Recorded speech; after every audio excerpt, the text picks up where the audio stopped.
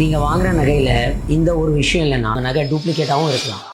ஜுவல்ஸை purchase பண்ணுறப்போ டிசைனை விட அதோட ஒரிஜினாலிட்டி தான் முக்கியம். அதனால தான் கவர்மெண்ட் 2000ல் BIS ஹால்மார்க்ன்ற ஒரு சிஸ்டமை இன்ட்ரடியூஸ் பண்ணாங்க.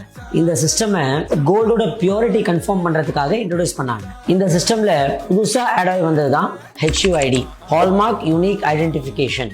இது ஒரு 6 கேரக்டர் உள்ள ஆல்ஃபா நியூமெரிக்கல் கோட். இந்த கோட் வந்து ஒவ்வொரு ஜுவல்லரியில் ஒவ்வொரு மாதிரியாக வேரி ஆகும். இப்போல்லாம் வந்து HUID ஹால்மார்க்கிங் வந்து நிறைய சிட்டிஸில் மேண்டேட்டரி ஆயிருக்கு.